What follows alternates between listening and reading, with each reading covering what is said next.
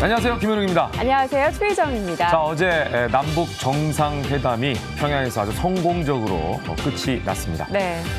많은 그 기사들이 쏟아져 나오고 있는 가운데 이제 북미 협상을 비롯해서 다음 주에는요, 트럼프 대통령과 문재인 대통령이 뉴욕에서 만날 예정이라고 합니다. 여기서도 또 좋은 성과들이 나오길 기대하면서 오늘 굿모닝 아주 기분 좋게 출발하도록 하겠습니다. 오늘 금요 특강이 준비가 돼 있는데요. 네.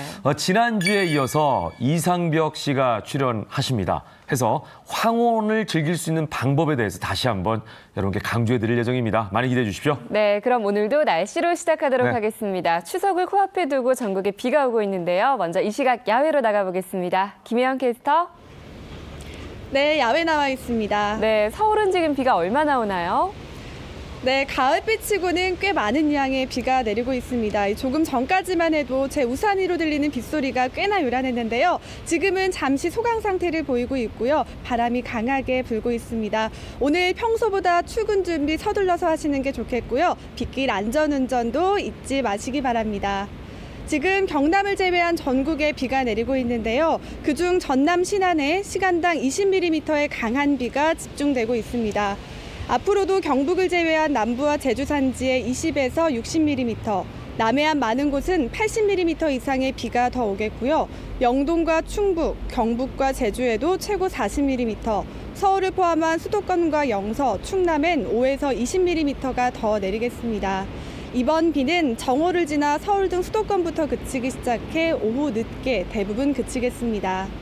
현재 대부분 지역이 20도 안팎에서 서늘하게 출발하고 있고요.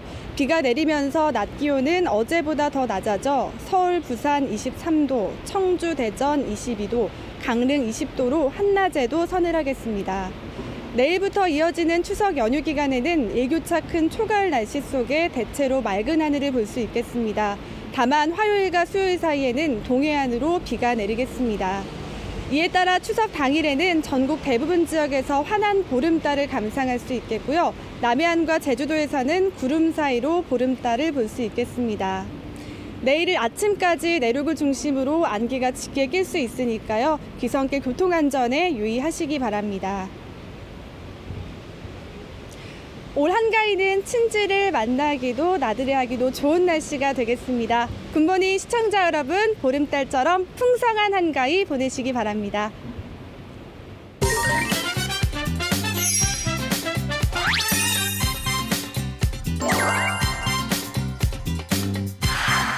네, 금요일이죠. 오늘은 특별한 연예 소식과 함께 하도록 하겠습니다. 네. 김유성 연예부 기자 나왔습니다. 어서 오십시오. 안녕하세요. 네. 자, 엄청난 소식이 들려왔는데 유명 연예인들이 대거 출연해서 사상 최초로 해외 홈쇼핑 라이브 배틀을 펼쳤다는 게 무슨 얘기입니까? 네, 말씀하신 대로 채널A에서 아주 기발한 방송 프로그램을 내놓았습니다. 바로 말씀하신 대로 국내 최초로 시도됩니다. 해외 홈쇼핑 예능 팔아야 귀국 이야기인데요. 팔아야 귀국. 네. 한류 스타들이 대거 출연합니다. 그 이유는 국내 기업의 우수 제품을 해외 홈쇼핑에서 판매하기 위한 거예요. 근데 완판을 시켜야 귀국이 가능합니다. 오호. 그래서 팔아야 귀국인 건데요. 네. 말이 참 안 통할 텐데 예, 그곳에서 그러니까. 그야말로 귀국을 하기 위해서 고군분투하는 한류 스타들의 모습을 확인하실 수 있을 겁니다. 네. 어제 팔아야 귀국 제작 발표회가 열렸거든요. 현장에 다녀왔는데요. 어떤 이야기가 오갔는지 화면으로 함께 확인해 보실까요?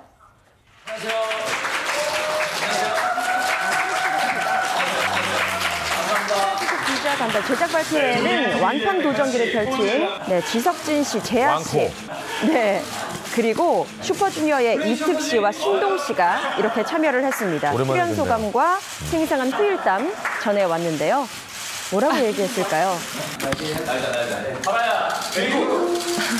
포즈가 특이한데요? 포즈를 짰나 본데요? 네. 비행기를 타고 귀국한다는 얘기가? 이 프로그램의 특성이 저희는 말레이시아를 가고 이제 슈퍼주니어 팀은 태국을 갑니다. 그래서 동시간대에 경쟁을 하는 거예요. 그래서 시작 시간도 똑같고 홈쇼핑 끝나는 시간도 똑같거든요. 그래서 중간중간에 시간이 날 때 가서 몇 개나 팔려나 이렇게 굉장히 그 순간적으로 계속 경쟁을 하는 그런 구도예요. 이게 판매를 다 하지 못했을 경우에는 네. 거리에라도 나가서 정말 팔아야 정말 완판을 시켜야만 귀국을 할 수 있는 구조이기 때문에 긴장을 바짝 하고 열심히 임했다는 후일담이 들려옵니다. 네. 정말로 영혼을 불사르는 세일즈를 펼쳤다라는 이야기가 들려오더라고요. 참 어려운 미션이네요. 말만 통하는데. 과연 예. 어떻게 팔았을지 정말 궁금한데요. 네, 궁금해하시는 분들을 위해서 네. 어제 제작 발표회 현장에서 아주 짤막하게 맛보기로 세일즈하는 모습을 보여줬다고 하는데요. 대단한 능력을 선보였다고 하는데요. 먼저 재하 씨와 지석진 씨입니다. 뭘 파는 거예요? 지금 얼굴을 좀 이렇게 갸름하게 만드는 마스크를 판매하는 거라고 해요. 얼굴을 올려주는 핵이라고 소개를 하는 거예요. 완벽한 V라인 네. 할 수가 있습니다. 이게 사실 보기에는 뭐 워낙 연예인들이니까 끼가 있어서 쉬워 보일 수도 있겠지만 네. 지금 많은 쉽지 않아요. 사람들이 기자들 앞에서 지금 하는 거거든요. 그럼요. 간담회만으로도 긴장될 텐데. 아, 이게 연예인인데 본인 걸어가면서 지금 팔잖아요. 몸 받쳐서. 가져오면 안 됩니다. 이 출연진들이 프로그램에 대한 애정이 대단하다고 하더라고요. 저렇게 춤도 춥니다. 댄스 기능도 있네요. 네, 지석진 씨와 재하 씨는요. 네. 제작 발표에서 소개한 이 제품이 실제로 말레이시아에서 완판에 도전했던 그래요? 그런 제품이라고 합니다. 네네. 그렇다면 상대팀이라고 볼 수 있겠죠. 네. 슈퍼주니어 팀은 또 어떤 세일즈를 보여줬을까요? 역시 화면으로 함께 보실까요? 여러분들에게 꼭 필요한 사람들에게 필요한 거예요? 정말 꼭 필요한 뭐가 나올까요? 저 두 사람은 워낙 말을 잘해요. 그렇죠. 경험도 많고요. 펼쳐보겠습니다. 3, 2, 1. 이게요, 두 사람도 박스에 뭐가 들어있는지 모릅니다. 그래서 꺼내기 전까지는 모르다가 박스를 열고 확인을 했는데 세계지도가 나온 거예요. 아, 소위 애드립으로 그렇죠. 팔아야 되는 상황이에요. 당황스러웠을 것 같아요. 네, 준비가 안 돼 있는 상황에서. 네, 그런 상황에서 지금 뜬금없이 세계지도를 세일즈를 해야 하는 상황인데 이런 게 실제로 쇼호스트 뽑을 때 하는 방법이에요. 평가 그러니까요. 방식입니다. 시험 한번 봐야겠습니다. 저분들도 당황하지 않고 아주 침착하게 홍보를 잘했습니다. 표시할 수 있는 거예요. 그렇죠, 그렇죠. 갑자기 사진을 안 두 분이 워낙 오래 활동하셨으니까 맞아요. 잘 맞을 것 같아요. 있을 거예요. 홈쇼핑도 경험도 있기 때문에요. 그렇죠. 네. 아, 자, 우리가 제작 발표만 봤는데도 굉장히 네. 흥미진진합니다. 말도 안 통하는 외국에 나가서 우리나라 제품을 판매를 한다. 네. 굉장히 센세이셔널하다라는 생각이 드는데 네. 이전에 출국하기 전에도 이런 홈쇼핑 세일즈 평가가 있지 않았습니까? 네, 그렇습니다. 지난 7월 21일에 있었는데요. 각 팀 멤버들이 100여 명의 팬들이 모인 자리에서 미스터리 박스에서 역시 물건을 랜덤으로 골라서 즉흥적으로 홍보를 하는 시간을 가졌습니다. 이게 완판 성공 여부를 가늠할 수 있는 그런 시간이기 때문에 굉장히 또 심장이 쫄깃쫄깃한 일들이 많았다고 하는데요. 그때 물건을 골랐을 때는 뭐 발가락 양말, 탬버린 이런 것들이 나왔다고 해요. 이게 말이야 쉽지. 이거를 판매하기는 어렵거든요. 더 나아가서 지금 보시면 37도가 되는 저 현장에서 롱패딩을 입고 롱패딩을 또 홍보를 합니다. 저렇게 물도 붓고요. 직접 입고 돌고 모자도 쓰고. 예. 제가 그래서 완판 왕에 선정된 멤버는 있었나요? 네, 그렇습니다. 이 엄청난 웃음을 보여준 어떠한 분이 완판 왕에 선발됐다고 하는데요. 누군지 궁금하시죠? 네. 본방을 확인하시기 안 바랍니다. 알려드렸죠? 네, 그럴 것 같았어요. 예. 네. 세일즈 몰짝이 화제가 된 게 또 현지 공항에서의 반응일 텐데 어땠나요? 네. 보시는 것처럼 네. 정말 다 한류 스타들이 함께 했잖아요. 때문에 이들이 태국 공항에 입국을 했을 때 와. 저렇게 많은 팬들이 몰렸다고 합니다. 네, 네, 네. 무려 2천여 워낙 명의 스타니까. 팬들이 사진도 같이 찍자고 하고요. 정말 움직이지 못할 정도로 많은 팬들이 몰렸고요. 네네. 이후에 그 촬영 스튜디오에도 늘 1,000여 명 이상이 그러니까. 팬들이 몰렸다고 해요. 예. 야. 자, 말레이시아 공항도 장난 아니었다고 하는데 네. 어쨌거나 이분들이 완판을 하고 귀국했을까라는 것도 안 알려주실 거죠. 또 방송을 당연하죠. 통해서 확인해야 될 것 같습니다. 자, 그래서 이 파라 귀국팀이 잘 했을지 이 부분이 굉장히 궁금한데 네. 이분들이 쇼호스트 교육을 받았다고 하거든요. 아. 네. 이분도 쇼호스트에서는 신화적인 존재입니다. 거의 쇼호스트 20년 경력을 자랑하고 있는 유상 씨가 함께했습니다. 어서 오십시오. 안녕하십니까. 안녕하세요. 제가 왜 이분을 안녕하세요. 잘하냐면 저하고 친구예요. 아, 그렇군요. 예. 친구 맞습니다. 예, 그리고 저도 쇼호스트 했던 경험이 잠깐 있을 때 네. 같이 예, 방송을 했던 그런 친구인데 오늘 네. 또 우연찮게 그러니까요. 이 멤버들을 교육을 시켰다 그래요. 처음 예. 봤을 때 좀 느낌이 오셨나요? 어땠어요? 선생으로서 어때요? 일단은 처음에 볼 때 연예인으로서 끼라고 하는 거는 뭐 당연히 워낙 차고 넘치시는 분들이긴 하지만 네, 네. 또 세일즈라고 하는 건 또 개념이 좀 다르잖아요. 예. 근데 이걸 과연 할 수 있을까? 할 수 있을까? 사실 이런 약간 좀 못 믿어온 부분이 의아심이 솔직히 있었죠. 있긴 예. 있었습니다. 아, 다 팔고 귀국할 거라고 생각을 했습니까? 이 멤버들 처음 봤을 때? 솔직하게 말씀을 드릴까요? 솔직하게. 예, 왜냐하면 그 판매되는 물건을 제가 먼저 리뷰를 먼저 했는데 제가 해도 쉽지 않을 것 진짜요? 같다는 생각이 사실은 있어서 이건 뭐 불가능하지 불가능하다. 않을까. 다들 못 돌아올 것 같다라는 생각을 사실 하긴 좀 했었습니다. 그럼에도 불구하고 네, 한 분만 꼽자면 어떤 분이 있어요? 제일 그래도 가능성이 있겠다는 네. 사람 한 명을 뽑는다면 아니 뭐 이거 뭐 화면에서도 뭐 방금 전에 다들 네. 보셨겠습니다만 그 슈퍼주니어 멤버 두 분이 이특 씨하고 신동 씨. 워낙에나 또 홈쇼핑을 했었었고 네, 네. 그 매출 기록도 어마어마했었기 때문에 이분들이 아마 제일 잘하지 않았을까. 억지로 파는 네. 경우도 종종 있다고 네, 맞습니다. 본인 회사에서 이거 판매했죠? 네, 저희 회사입니다. 많은 어마어마했어요. 분들이 정말 이특 씨의 방송을 많이 봤었고 그래서 이번 이 파라야 귀국에서도 이특 씨가 발군의 실력을 발휘할 것이다라고 예상을 했는데 네. 이와 관련해서 제작 발표회 현장에서 이특 씨가 이야기를 했습니다. 네. 어떤 이야기를 했는지 한번 들어볼까요? 네. 제가 한국에서 홈쇼핑을 2번 정도 했던 경험이 있었는데요.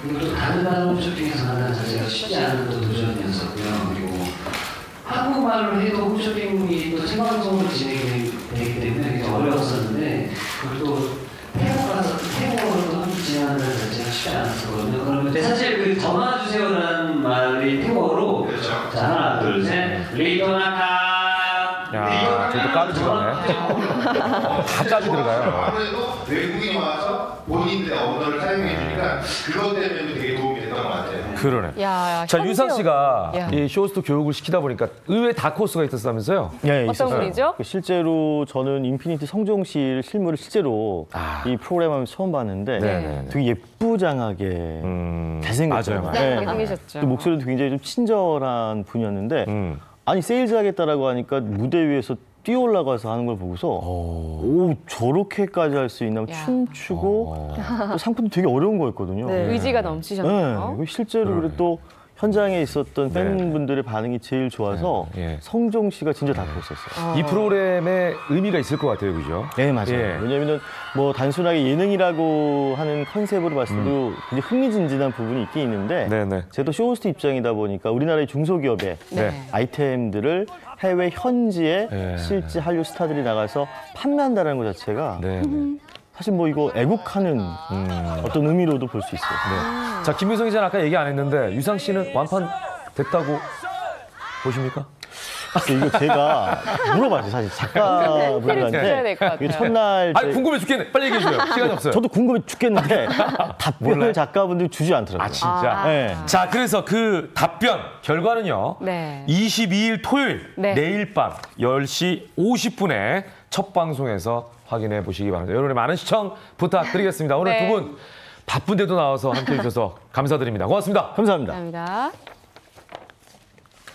자, 청명한 가을 날씨에 어디론가 훌쩍 떠나고 싶은 요즘이죠. 역사와 전통이 살아있는 곳, 이곳을 여러분께 좀 소개해드리고 싶네요. 경기도 광주 어떠세요? 네, 환절기 보양식이 필요한 요즘 친환경 농축산물을 키워내고 있는 경기도로 떠나는 힐링 여행 지금 만나보시죠. 옛 흔적이 고스란히 남은 역사의 고장. 한양을 지키던 남한산성의 오래된 성벽이 남아있는 경기도 광주를 찾았습니다. 너른들이 굽이굽이 이어지는 곳. 그래서 너른골이라 이름 붙은 광주에도 이제 가을이 찾아왔습니다. 유난히 뜨거웠던 지난 여름을 이겨낸 들녘은 이제 수확철을 맞고 있는데요. 자연과 꼭 닮은 먹거리를 수확하는 너른골 광주의 넉넉한 가을을 여러분 함께 만나보시죠. 지난 계절 농부의 정성으로 가꿔진 너른골 광주의 들녘에 넉넉한 가을의 풍경이 물들고 있습니다. 아, 정말 무더웠던 여름이 지나고요. 이제 선선해진 가을이 왔습니다. 바로 이 경기도 광주에는요, 이 선선해진 날씨만큼이나 정말 다양한 먹거리들이 지금 재배되고 있다고 하거든요. 어떤 것들이 있을지 좀 무척이나 궁금한데요. 다양한 광주의 농축산물 지금부터 함께 만나보시죠. 먼저 찾은 곳은 쌀농사로 유명한 도청면입니다. 아, 예, 어서 오세요. 제가 오늘요 이 광주 여행을 왔는데 아니 쭉 펼쳐진 이 너른 들판에 이 노랗게 익은 벼가 이것만 봐도 진짜 제대로 힐링되는구나라는 느낌이 들거든요. 예, 고맙습니다. 이렇게 찾아주셔서. 근데 제가 사실은요 오늘 광주 온 이유가요. 특별한 농산물이 재배되고 있다라고 해서 왔는데 벼밖에 보이지 않거든요. 여기 지금 보시다시피 우렁이로 해서 친환경으로 농사를 져요. 친환경으로 전체 지금 벼 농사를 짓는다고요? 예, 전체를 친환경으로 농사를 짓고 있습니다. 농약도 화학비료도 쓰지 않고 농사를 지을 수 있는 비결. 바로 이 통통한 우렁이들이었는데요. 이곳에서 자란 쌀, 건강한 그 자체겠죠.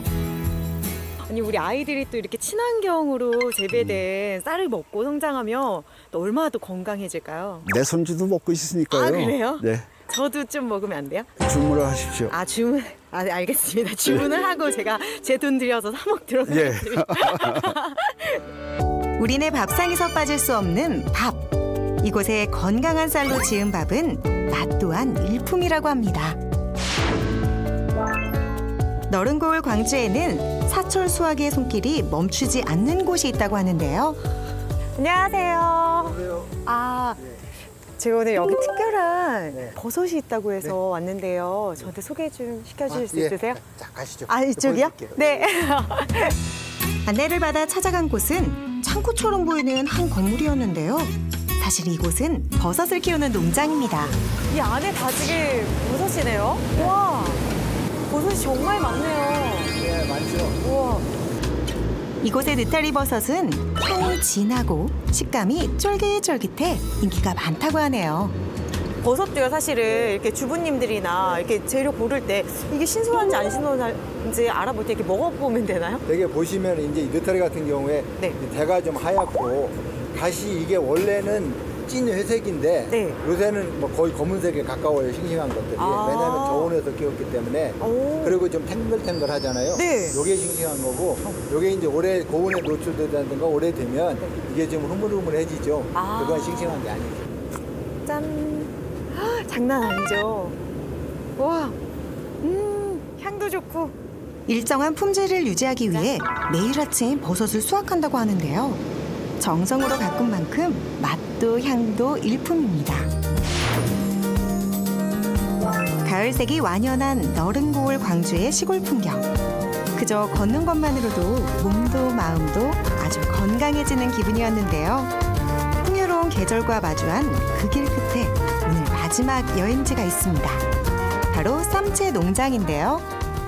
와, 어머니 안녕하세요. 네, 어서 오세요. 와, 아니 여기서 지금 무슨 작업하고 계신 거예요? 청경채 작업해요. 청경채요? 네.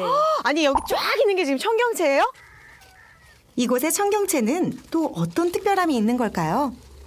다 우리는 유기농이라. 유기농이에요? 네. 유기농이라 풀을 뭐 제초제를 뿌리거나 뭐 이런 거 전혀 없어요.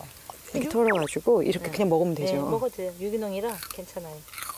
저도 이러다 배고프면 뜯어 먹어요. 아니 청경채가 원래 이렇게 즙도 많이 나왔어요. 네. 채소즙도 많이 나오고 달큰하고 시원하고. 항상 따요. 안 따는 날 없어요. 매일매일 수확을 해야 또 신선하게 또 공급이 되니까. 한 장 한 장 손으로 수확한 쌈채는 농부의 정성이 가득했습니다. 근데 왠지 일만 했는데 건강해진 느낌인데요, 어머니? 8가지. 하나, 둘, 셋, 넷, 다섯, 여섯, 일곱, 8가지. 요거는 적치커리. 적치커리? 네, 적치커리. 요거는 쌈추예요. 쌈추요? 네, 쌈배추 잎. 요거는 케일. 케일. 네. 요거는 청겨자. 여름철이라 종류가 적은 편이라고 하는데도 정말 다양한 쌈채들이 있었습니다.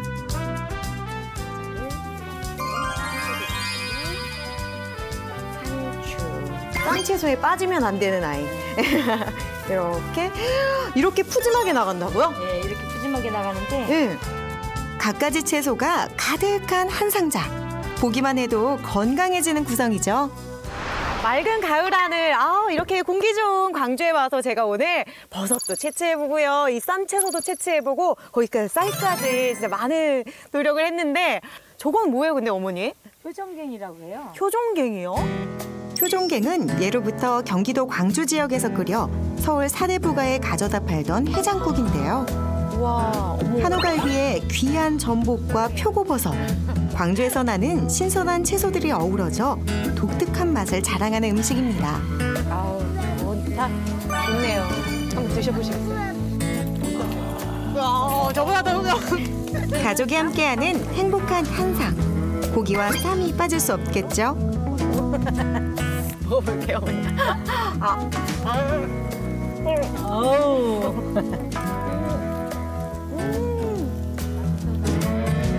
정말 멘트를 잊게 만드는 맛이었습니다. 감사해요, 오늘. 네. 어머님. 맛있어요. 최고예요, 그래. 최고예요. 음식을 나눠 먹는 순간만큼 행복한 일이 또 있을까요? 경기도 광주에서 맛보는 행복한 한상이었습니다. 아니, 근데 이렇게 맛있는 채소를 저희가 어떻게 하면 좀 쉽게 구매를 할 수 있을까요? 광주시에 며칠 있으면 쌈 축제를 해요. 그때 오셔서 구입하셔도 되고 또 언제든지 우리 농장에 오시면 언제든 드실 수 있어요. 아니, 제가 오늘 광주를 쭉 둘러보니까요. 각종 농산물들이 정말 주렁주렁 아주 신선한 채소들도 많았고요. 진짜 좋았거든요.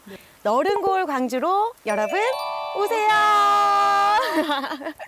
오세요. 넓을 광, 고을주. 너른 고을 광주에 들에는 넉넉함이 있습니다. 여러분, 이 가을 건강과 입맛을 살리는 도시 경기도 광주로 떠나보시면 어떨까요? 경기도 광주로의 여행도 한번 고려해 보시기 바랍니다. 네. 자, 이번에는 다른 얘기인데요. 추석 연휴를 코앞에 두고 많은 분들이 재래시장 찾아가시는 분들 많잖아요. 네. 근데 유독 이 연휴 기간에 화재 위험이 높아서 더욱 안전에 주의가 필요하다고 하는군요. 네, 그래서 준비했습니다. 안전한 전통시장을 만들기 위한 특별한 활동, 어떤 활동이 있을지 화면으로 확인해 보시죠.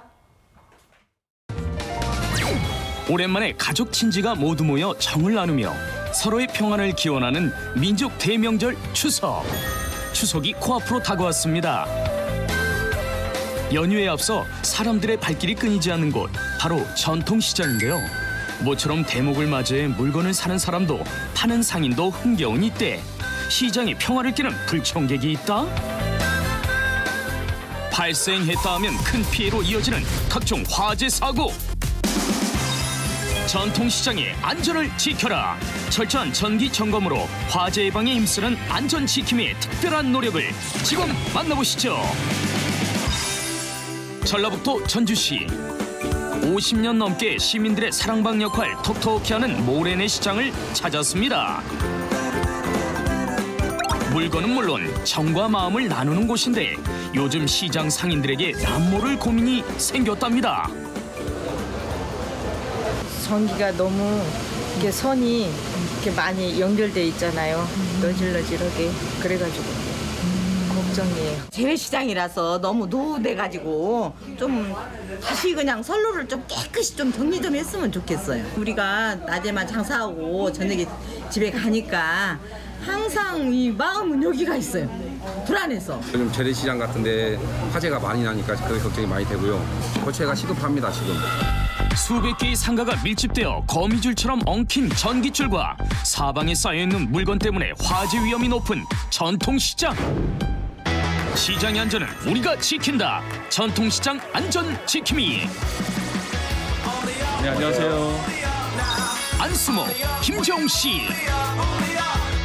전통시장에 화재가 많이 발생하고 있거든요. 그래서 오늘 점검을 해서 전기 설비대에서 이상 유무를 파악을 하고, 전통시장 같은 경우는 상가 밀집되어 있기 때문에 확산 속도가 일반 상가에 비해서 두세 배 빠르기 때문에 점검을 더 철저히 해서 전기 화재를 사전에 예방하려고 하고 있습니다.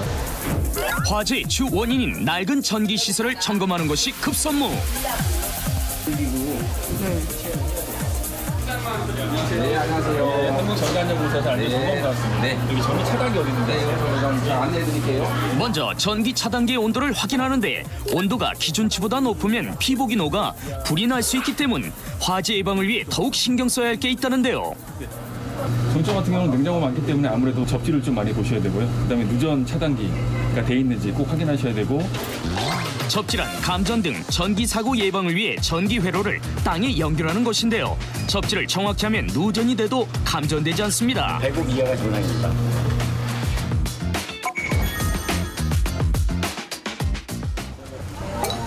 다른 곳은 상황이 어떠할지 두부 가게를 점검하는 안전 지킴이. 아무래도 두부 기계가 전기를 보일러기 때문에 많이 써요. 한눈에 봐도 물기가 많은 가게 내부. 특히 주의해야 할 게 있다는데요. 물기가 상당히 많잖아요. 바닥도 그렇고 선풍기가 좀 바닥에 내려와 있거든요. 바닥에만 거의 물게 다 있거든요. 전기 기계는 물하고는 상극입니다. 그래서 물에 다 있으면 감전 위험이 상당히 높거든요. 또한 먼지가 쉽게 쌓이는 콘센트는 합선 위험이 크기 때문에 자주 닦아줘야 안전하게 사용할 수 있답니다. 이번에는 특히 물을 많이 사용하는 건강원을 찾았습니다. 마찬가지로 전기가 새는지 확인해 보는데요. 누전 차단기는 전혀 누전은 없습니다. 하지만 다른 곳에서 문제점이 발견됐습니다. 고정으로 쓰면 안 되는 전선이에요, 저 전선은. 이동 전선은 쉽게 손상될 수 있어 화재 위험이 높아지고요. 문어발식 콘센트도 전기 합선과 누전 등의 주요 원인이 됩니다. 화재 방지를 위해 특별한 선물을 준비했다는데 바로 자동 소화 콘센트. 이 콘센트는 이게 화재가 나면 이 안에서는 자동으로 소화 기능이 있어요. 이거 쓰시면 화재 나는 미연에 방지가 될 거예요. 사용 방법도 알기 쉽게 설명해 줍니다. 좋아요. 좀 안전하고 감사하고 좋습니다. 시장 사람들의 안전을 위해 한국전기안전공사에서는 남다른 노력을 하고 있답니다. 전기 점검은 물론 상인들에게 꼭 필요한 물품을 나눠주며 화재 예방에 최선을 다하는데요. 저희들이 매년 취약식이나 설 연휴, 추석, 명절기라든가 전기 제품을 많이 사용하는 시기, 이런 시기마다 저희들이 정기적으로 전국적으로 저희들이 이런 캠페인 행사를 하고 있습니다. 올해는 추석 연휴에 앞서 지난 11일부터 전국 14개 전통시장에서 전기안전 캠페인을 실시. 시장의 안전도 챙기고요. 직원 모두가 전통시장에서 추석 물품을 구입해 시장 경제 활성화를 위해 다양한 노력을 하고 있습니다. 참 좋아요, 기분이. 백만들이 와서 한 번 이렇게 보고 가면은 좀 안정도 되고 그래요. 항상 편리하고 좋은 에너지원이지만 안전하게 사용하는 것이 우선돼야 된다고 생각합니다. 행복한 추석 연휴를 맞이해 시장 사람들 모두가 두 발 뻗고 편안하게 명절을 보낼 수 있도록 안전 지킴이의 활동은 계속됩니다.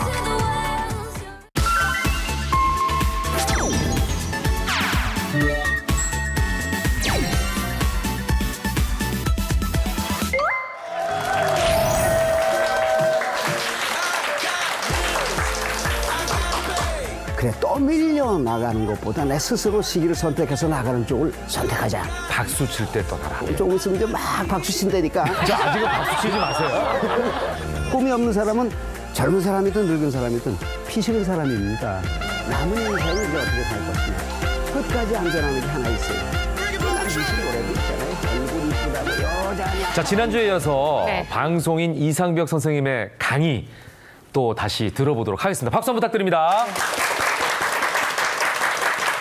네. 자, 오늘 또 우리가 정말 아름답고 멋있는 늙음악을 맞이할 수 있는 5가지 덕목을 제시하는 그런 내용으로 준비를 했습니다. 예. 제가 몇 살 같아요? 50대요. 50대? 사람 보는 눈이 있으셔. 너무하시네. 제가 아버님이라고 불렀는데. 우리 이지연하고 그러니까, 입사 동기이니까 여러분들 대강 짐작이 되실 거예요. 그런데 이게 나이가 들어감에 따라서 부러움의 대상이 이렇게 달라지는 거를 저는 체험을 했습니다. 20대 때는 뭐니 뭐니 해도 공부 잘하고 똑똑한 사람, 그죠? 우리 학교 다닐 때는 공부 잘하는 애가 제일 부럽잖아요.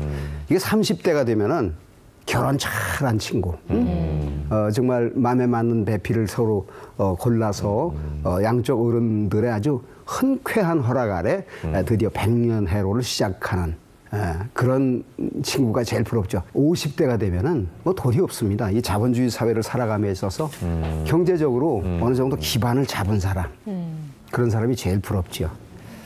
근데 60대 이상 이제 노인 단계로 접어들면 존경할 만한 가치가 느껴지는 분, 어느 뭐로 보나 존경심이 느껴지는 그런 부분이 모두에게 부러움의 대상이 됩니다. 그래서 사람이 이제 인격과 인품을 이제 어떻게 이제 갖추느냐에 따라서 이제 품격이 느껴지는, 품격이 느껴지는 늙음악을 위한 5가지 덕목을 말씀을 드리고자 합니다. 그 첫 번째는 즐거움입니다. 즐거움. 저도 옛날에는 나이 먹기 전에는 나이가 한 70살 정도 되면 무슨 재미로 살까.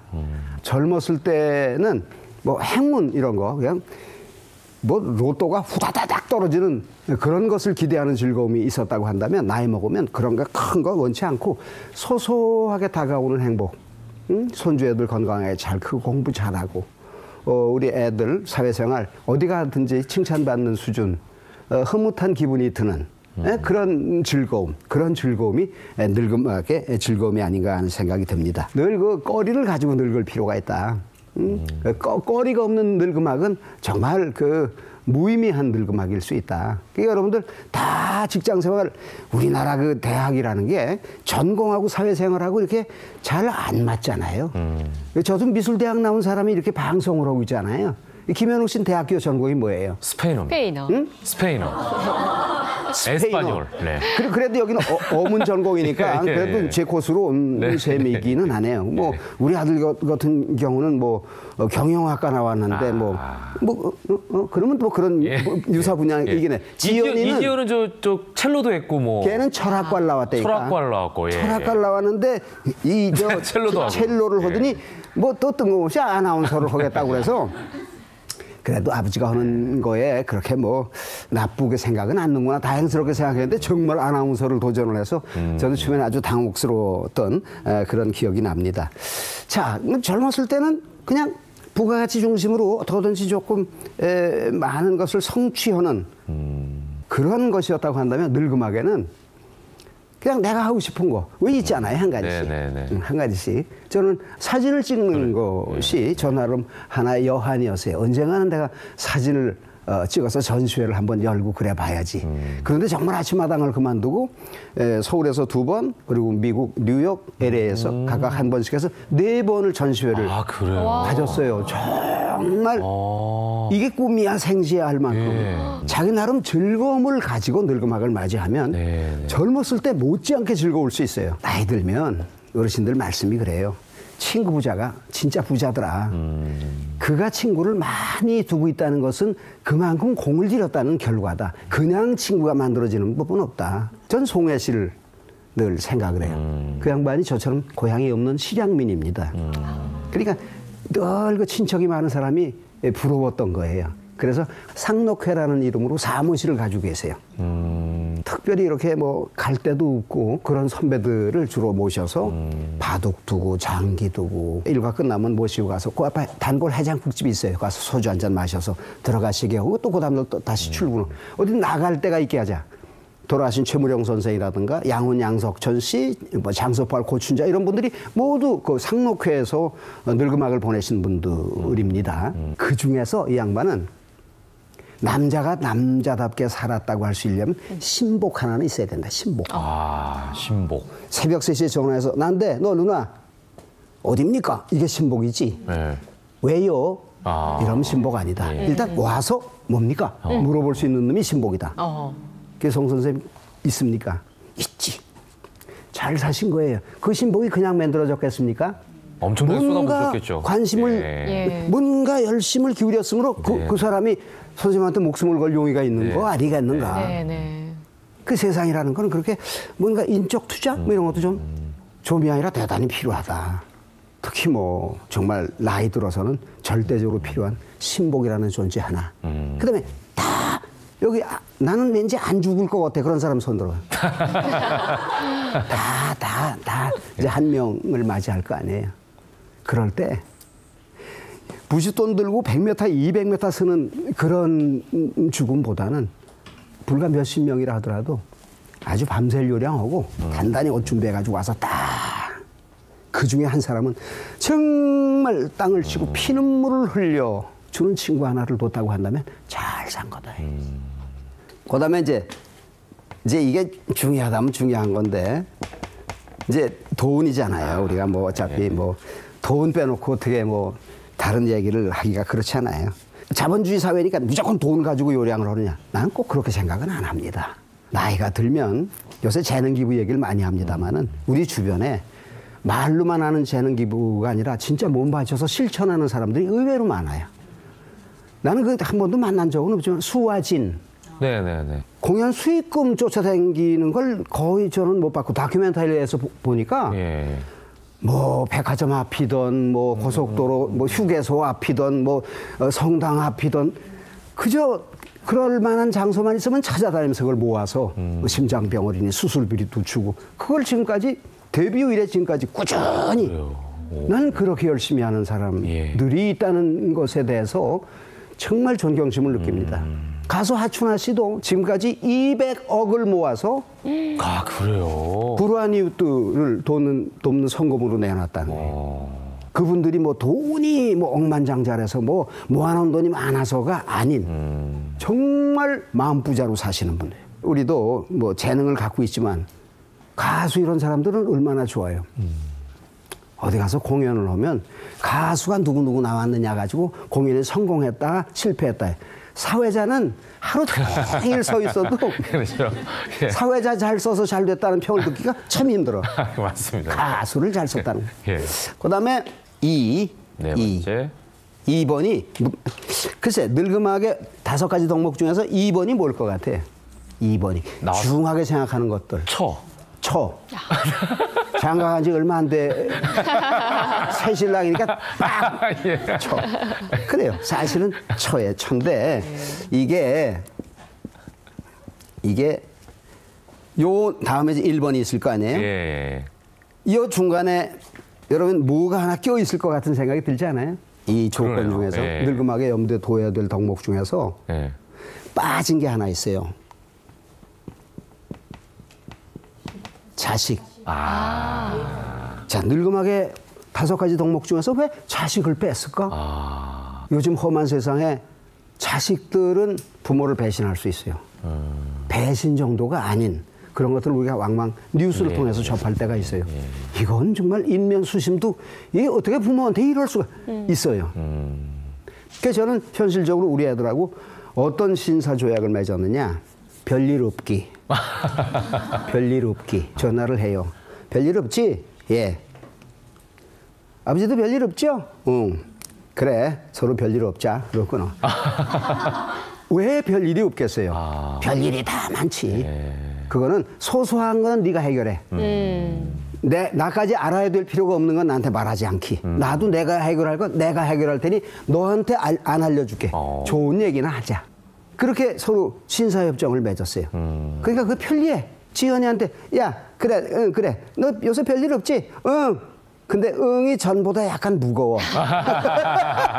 그럼 얘가 별일이 있는 거야. 그래도 그놈도 나이 40이 넘었는데 지가 알아서 해결하도록 하고 내가 애들한테 제일 두렵게 되어지는 거는 나이가 들었으니까 아픈 거. 그러니까 애들이 아빠 별일 없지요? 이거는 안 아프지요? 이거거든. 맞아요. 내가 아직까지는 응이라고 대답할 수 있는 게 참 다행이다.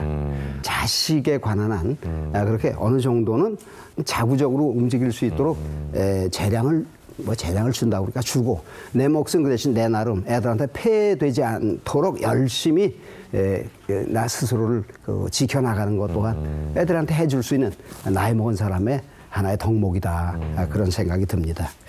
자, 그래요. 자, 처 얘기를 합시다. 처. 특히 늙음하게 이혼하는 걸 황혼이혼이라고 그래요. 그래서 이제 우리나라는 어느 정도 나이가 들면 그저 뭐 미우나 고우나 그냥 끝까지 가는 걸로 이랬었는데 특히 이제 여성 시대가 되면서 자기 나름 자기의 정체성을 남은 여생 남은 몇 년 동안이라도 찾자. 나도 누구 엄마 이렇게가 아니라 그냥 김점순이면 김점순의 인생을 남은 몇 년이라도 살다가 가자. 나는 남편으로 해서 그냥 부수적으로 부부처럼 세상을 살았으니 이제부터라도 내 세상을 살아보자. 뭐 그런 뜻에서 황혼이혼을 선택하시는 분들이 많다고 그래요. 김현욱 씨 지금 장가간 지 얼마 되죠? 2년 정도. 2년. 예. 내 경험상 한 2년 사이에 일생 싸울 거 반 싸우게 되던데. 아직도 싸우고 있습니다. 그렇죠. 이게 결혼하고 나서 6개월 만에 병원 갈 일이 생긴대. 6개월 만에. 왜? 혼자 자던 세월이 한 30년 넘었는데 옆에 누가 자거든. 이게 이제 지금까지 내가 잤던 데서 장애물이 하나 이렇게 있는 거야. 그거를 극복하는데 그 익숙해지기까지 상당 시간이 필요하다는. 근데 옛날 어르신들 말씀이 결혼이란 모름지기 어차피 딱 맞는 사람을 구하기는 힘들어. 뭐 금성 목성 얘기하듯이 딱 맞는 사람은 이 세상에 없다고 보고 비슷하게 맞을 것 같은 가능성 가지고 서로 만나는 건데 계속 맞추려는 노력을 계속 하다가 끝내 못 맞추고 끝나는 게 결혼이래. 그러니까 늙음아까지 정말 처음 시작했을 때의 결심처럼 100년 해로를 완성한 사람은 엄청난 그 도의 경지까지 간 분이다. 양보하고 이해하고 참고 이 세월을 계속 반복해서 온 사람들만이 누릴 수 있는 것이 100년 해로다. 그런 생각이 들어요. 그런데 늙음악에 철을 집어넣은 거는 같이 늙음악을 맞이할 수 있어야 된다는 개념입니다. 자, 그렇다면 이제 늙음악의 가장 중요한 첫 번째가 무엇일까? 1번. 궁금하네요. 그 중요한 것의 하나가 건. 그러니까 앞에서부터 다시 내면 1건, 2처, 3제, 4우, 오락 이렇게 되는 거예요.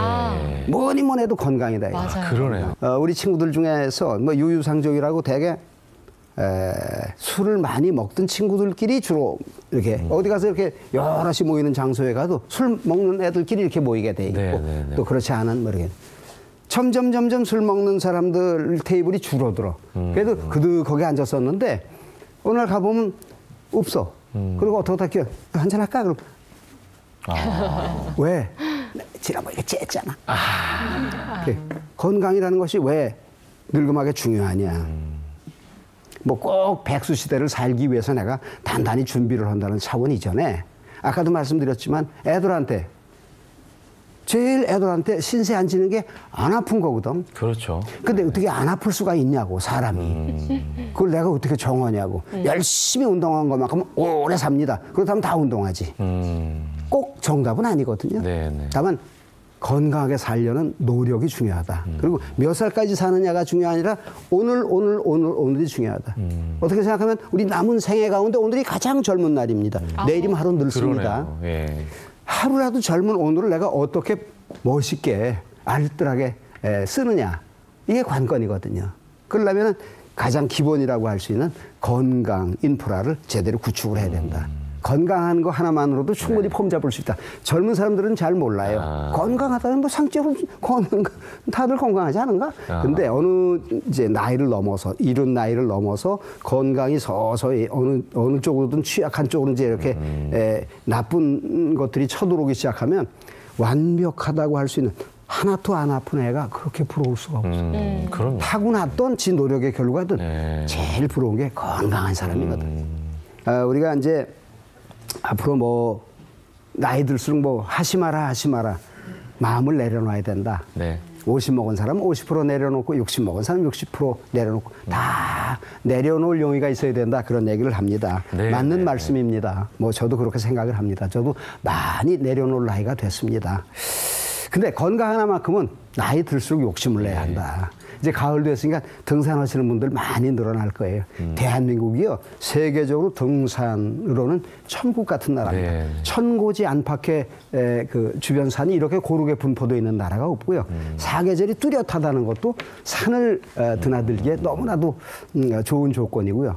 뭐 특별한 장비나 기술이나 훈련 필요 없이 그죠? 그냥 편안한 옷 입고 이렇게 오르내리면 되는 데가 산이기 때문에 올가을에는 많은 좀 산을 다니시는 분들이 늘어났으면, 그 대신 아까도 말씀드렸지만 늙음하게 욕심이 제일 이제 우리가 경계해야 할, 노역을 경계해야 할 산을 가는데 이게 덩어리가 푹 젖을 정도 땀이 뚝뚝 떨어질 만큼 그렇게 다니시는 분들이 계시는데 그거는 잘못하는 거예요. 산을 이렇게 오르내리다 보면 산을 오르는 나름의 즐거움을 여러분들 공감하실 수 있을 겁니다. 자, 오늘 여기까지 하겠습니다. 감사합니다. 네. 아, 진짜 풍요로운 황혼을 즐기는 삶의 비법. 네. 지난주에 이어서 저희가 2번에 걸쳐서 이렇게 다양한 얘기를 해주셨습니다. 정말 귀감이 되는 말씀이신 것 같아요. 저도 40대지만 이 말씀을 잘 기억해서 지금부터 이후의 삶을 좀 준비하도록 하겠습니다. 오늘 함께해 주신 방송인 이삼백 선생님께 박수 한번 부탁드리겠습니다. 고맙습니다. 감사합니다. 이번에는 시도지사 릴레이 인터뷰 디오프닝 시간입니다. 오늘의 주인공은요. 무려 84%가 넘는 아주 높은 득표율로 당선된 분이 준비되어 있습니다. 네, 광주 시민들의 압도적인 지지를 받고 당선된 이용섭 광주광역시장인데요. 일자리 경제시장이 되겠다고 하는데 과연 어떤 정책으로 도정을 이끌지 지금 바로 만나보시죠.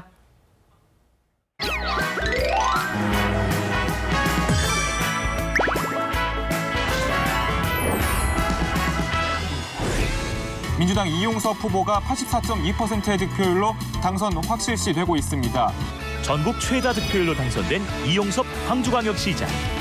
재정경제부 세제실장과 국세청장, 관세청장을 지내며 자타공인 세제 전문가로 불린 그는 이전 3기 도전 끝에 광주 시민들에게 84%의 압도적인 지지를 받으며 당선에 성공했고, 이제는 정의롭고 풍요로운 광주라는 슬로건 아래 돈과 기업, 사람이 몰려드는 광주를 만들겠다고 나섰는데, 일자리 경제시장 이용섭 시장이 새롭게 만들어갈 광주는 어떤 모습인지 지금 만나러 갑니다. 안녕하세요. 시도지사 릴레이 인터뷰 디오프닝의 진행을 맡은 동아일보 편집국의 천광암입니다. 오늘은 지난 6.13 지방선거에서 84%라는 경이적인 득표율로 광주광역시장에 당선되신 이용섭 시장을 만나 뵙도록 하겠습니다. 시장님 안녕하십니까? 예, 안녕하십니까? 네, 방금 제가 간단히 소개해드렸던 것처럼 84%가 넘는 압도적인 지지율로 그 광주 시민들이 선택해 주셨는데요. 그 배경이 어디 있다고 생각하십니까? 우선 압도적 지지를 보내주신 광주 시민들께 정말로 감사를 드리고요. 광주는 그동안 그 정의로운 역사를 가지고 있지만 오랜 차별과 소외로 인해서 경제적으로는 많이 어려움을 겪고 있습니다. 그래서 저의 다양한 국정 경험 그리고 경제 전문성 이런 것들이 광주의 일자리를 만들고 광주 경제를 살리는데 적합하지 않겠느냐, 시민들께서 그렇게 판단을 해주신 것 같습니다. 네. 방금 우리 시장님께서 말씀해 주셨듯이 우리 이용섭 시장님 하면은 행정자치부 장관, 그다음에 건설교통부 장관, 대한민국에서 그 행정 경험에 있어서 둘째가라면 정말 서러우신 분인데, 그 다양한 행정 경험을 광주시정에 어떻게 펼쳐나갈지 하는 부분을 지금부터 얘기를 나눠보도록 하겠습니다. 선서, 나 이용섭은 광주광역시장으로서 정의로운 번영, 함께 나누는 풍요를 통해 광주를 대한민국의 중심으로 우뚝 세우고 시민의 삶을 바꾸는 일자리 경제시장이 될 것을 약속드립니다. 광주광역시장 이용섭. 네, 지금까지 이용섭 시장님이 걸어오신 길에 대해서 키워드로 풀어보는 시간을 갖도록 하겠습니다. 자, 첫 번째 키워드는 이전 3기입니다.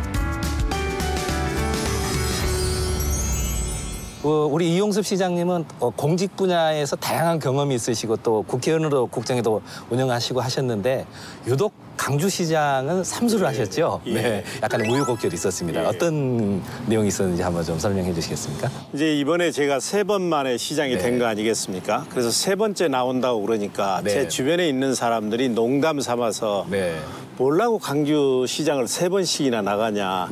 그렇게 시장을 하고 싶으면 서울시장 나가라 이렇게 농담을 한 적이 있어요. 제가 그때 뭐라고 답변을 했냐면 저는 시장을 하고 싶어서가 아니라 강주시장이기 때문에 하려고 하는 것입니다. 그런 말씀을 드렸습니다. 강주는 제 이제 운명입니다. 대학 졸업할 때까지 이곳에서 농사를 지으면서 학교를 다녔습니다. 그리고 이제 행정고시를 합격해서 제가 이제 중앙정부에서 일을 하게 됐는데 그동안 3번의 장관급 그리고 3번의 차관 청장급 그리고 2번의 국회의원 이렇게 중요한 자리에서 국가의 일을 할 수 있었던 것은 우리 고향 분들이 저를 성원해 주셨기 때문에 저는 가능했다고 생각을 합니다. 그래서 저는 항상 연어처럼 살고 싶었습니다. 그래서 제가 한 30년 이상 중앙부처에서 쌓았던 다양한 경험, 전문적 지식 이걸 강주의 경제적 낙후를 해소시키는데 쏟아붓고 싶었죠. 그래서 이제 강주에 내려온 것입니다. 네, 이어서 2번째 키워드 보겠습니다. 2번째 키워드는 청문회 하이패스입니다.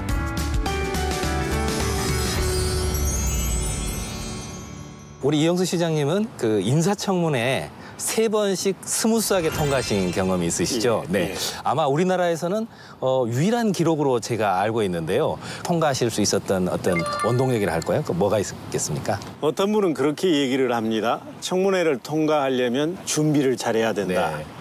그렇지만 며칠 청문회 준비 잘한다고 해서 그 사람이 살아온 삶을 덮을 수는 없습니다. 뭐 청문회를 통과하기 위한 비결이라 한다면 공직자는 공직자답게 살아야 한다. 그럼 공직자답게 사는 것이 뭐냐? 저는 그것은 국가에 헌신하고 국민에게 봉사하고 자기 자신을 절제하는 거라고 생각을 합니다.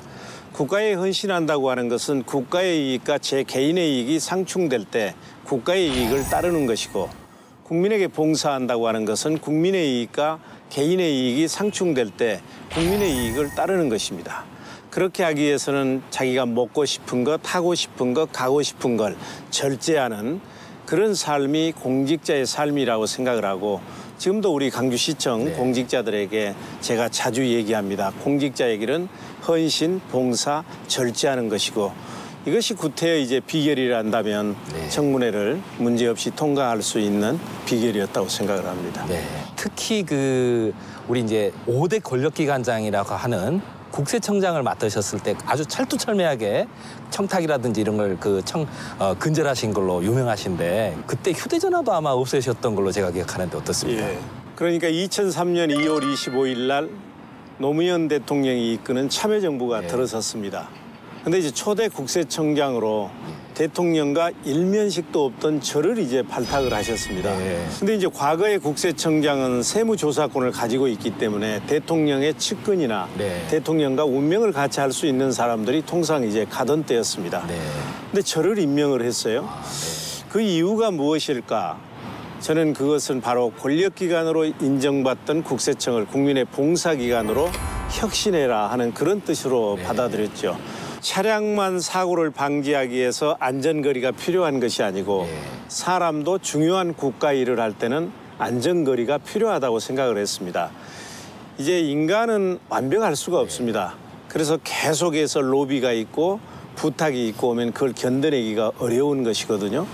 그래서 정실이나 연고주의 이런 걸 배제하기 위해서 제가 이제 가지고 있던 휴대폰도 바뀌고 일정한 간격을 둔 것이죠. 그래서 제가 그때 이제 공공연하게 그런 얘기를 했죠. 저는 이제 국세청장 자리를 이용해서 인간관계를 넓히거나 재산을 증식하지 않겠다. 온대로 떠나겠다. 그걸 이제 한 2년 동안 실천하고 저는 이제 떠난 것이죠. 네, 다음은 이용석 시장님이 펼쳐나갈 정책에 대해서 키워드를 중심으로 얘기를 나눠보도록 하겠습니다.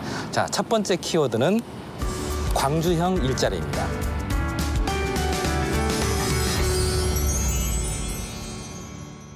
광주형 일자리에 대해서는 우리 광주 시민들뿐만 아니고 중앙부처에서도 관심이 많은 걸로 제가 얘기를 듣고 있습니다.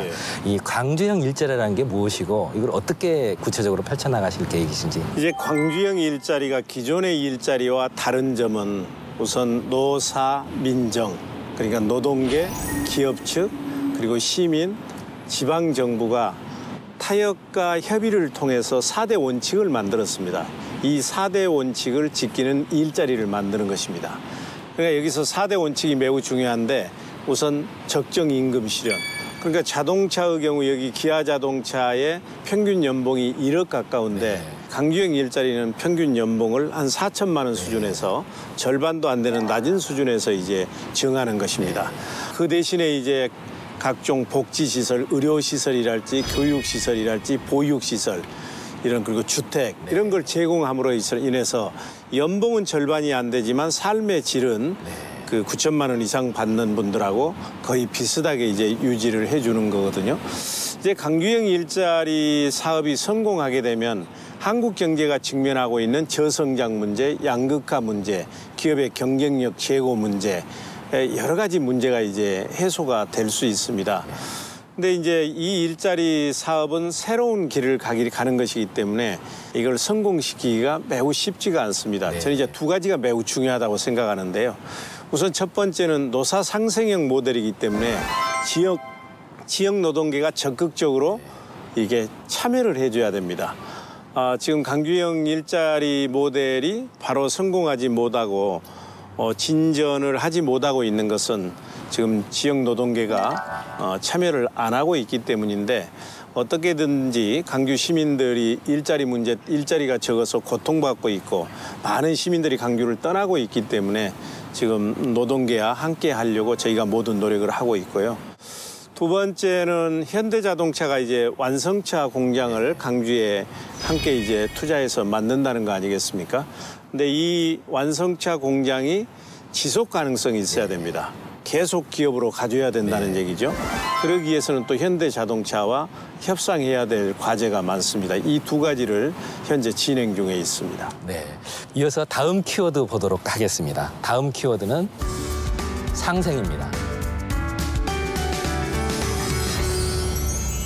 광주 같은 경우는 지금 전라남도하고 굉장히 그 중요한 두 가지 그 사안이 있는 것으로 알고 있습니다. 첫째는 군공항 이전 문제, 두 번째는 한전 공대 문제인데요. 그거를 전남도와 어떤 식으로 그 상승해 나가실지 하는 부분을 좀 여쭙고 싶습니다. 금년이 전라도로 지정된 지 1000년이 되는 해입니다. 그러니까 강주와 전라남도는 1000년을 함께 해온 한 뿌리이고 공동 운명체입니다. 만약 매 사안마다 강주와 전라남도가 치열하게 경쟁하고 각자 도생하면 공멸뿐입니다. 그래서 제가 이제 취임하자마자 강주에 있는 민간공항을 전라남도에 있는 무안공항으로 통합하겠습니다. 이렇게 이제 결정을 내렸죠. 그래서 호남의 관문이라고 할 수 있는 무안공항을 활성화시키자.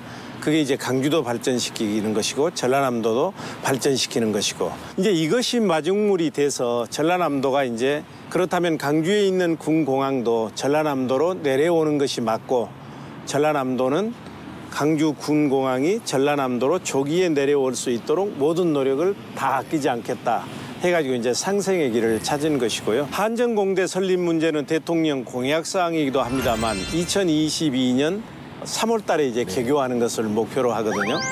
여기에 이제 가장 중요한 관심사가 말씀하신 것처럼 한전공대를 그러면 강주에 둘 것이냐, 전라남도에 둘 것이냐 이게 이제 관건입니다. 근데 만약 이 문제도 전라남도와 강주가 서로 자기 지역에 두겠다고 하면 이게 한전공대를 설립하기도 어렵고 문제가 됩니다. 그래서 저는 각자가 자기 이해관계에서 벗어나서 한전공대를 어디에다 두는 것이 가장 경쟁력을 높일 수 있고 세계적인 대학으로 발전할 수 있느냐 이 관점에서 생각을 해야 된다고 생각을 합니다. 그 관점에서 김명록 전남지사와 타협해 갈 것입니다. 네. 마지막 키워드 보기로 하겠습니다. 마지막 키워드는 남북교류입니다.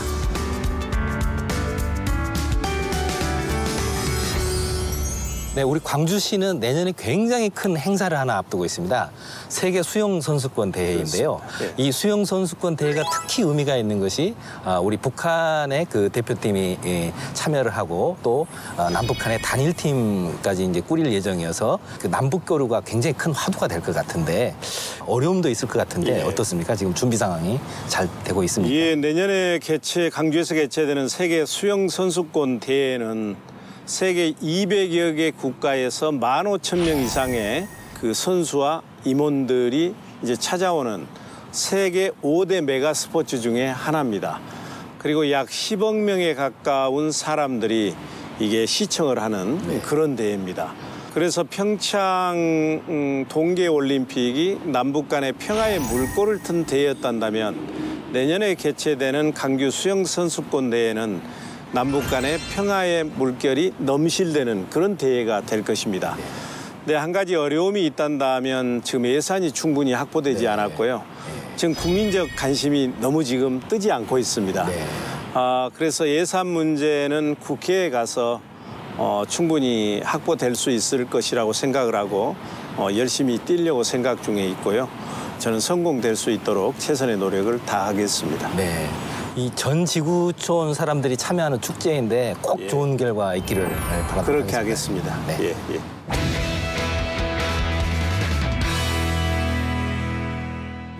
방금 저기 아키를판에 광주는 정의가 풍요를 창조하는 도시라고 적어주셨는데요. 어떤 취지에서 그런 걸 선택해 주셨습니까? 제가 꿈꾸는 강주는 정신적으로는 정의롭고 물질적으로는 풍요로운 강주입니다. 강주는 그동안 이제 정치적으로 소외되고 경제적으로 많이 낙후돼 있습니다. 그런데 이제 정치적 소외는 문재인 정부가 들어서면서 어느 정도 해소가 됐습니다. 그렇지만 경제적 낙후는 제가 이제 풀어가야 될 중요한 과제인데 저는 강주는 정의롭다는 이유만으로 잘 살아야 된다고 생각을 합니다. 정의로운 도시가 잘 살아야 나라가 어렵고 사회가 혼란스러울 때 정의로움이 발현될 것입니다.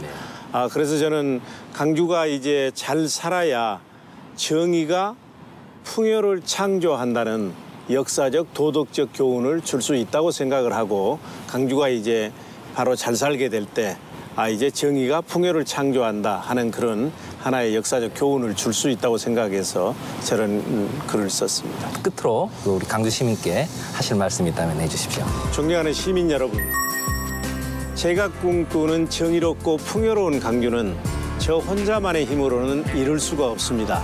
시민들이 함께 해주셔야 됩니다. 그리고 강주에는 많은 현안들이 있습니다. 하루아침에 이것을 다 해결할 수가 없습니다. 저에게 조금 시간이 필요합니다. 좀 답답하시더라도 인내하시고 저 이용섭을 믿고 저에게 시간을 주십시오. 그러면 성과를 반드시 낼 것입니다. 감사합니다. 네, 오늘 귀중한 시간 내주셔서 감사합니다. 예, 고맙습니다. 시도지사 릴레이 인터뷰 디오프닝 다음 시간에 찾아뵙도록 하겠습니다. 감사합니다.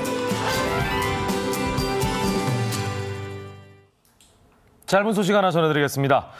은산 분리 완화와 금융혁신 과제를 주제로 채널A와 동아일보가 제7회 A모닝 포럼을 열었습니다. 손병두 금융위원회 사무처장은 해외 주요국이 산업자본의 은행 진입을 정책적이고 탄력적으로 활용하는 주제라고 말했습니다.